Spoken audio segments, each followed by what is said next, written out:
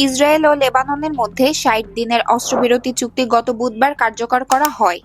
এটি ১৪ মাস ধরে চলা ইসরায়েলি সেনাবাহিনী ও হিজবুল্লাহর সংঘর্ষের অবসান ঘটানোর উদ্দেশ্যে করা হয়েছিল। তবে অস্ত্রবিরতির দ্বিতীয় দিনেই লেবাননের দক্ষিণাঞ্চলের ১০টি গ্রামে প্রবেশ নিষিদ্ধ করেছে ইসরায়েল।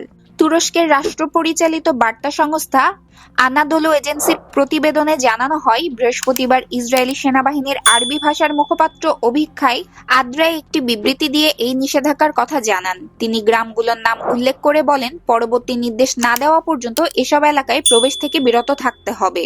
আদ্রাই তার বার্তায় একটি মানচিত্রও সংযুক্ত করেন, যেখানে শেবা, হেববাড়িয়া, মারজাইয়ুন, বারাচিত সহ ১০টি গ্রামের নাম অন্তর্ভুক্ত রয়েছে। তিনি সতর্ক করেন, যদি কেউ এই সীমা অতিক্রম করে তবে তাকে নিজের বিপদের মুখোমুখি হতে হবে। Pranati Rahman, international desk, press 20 Bangla.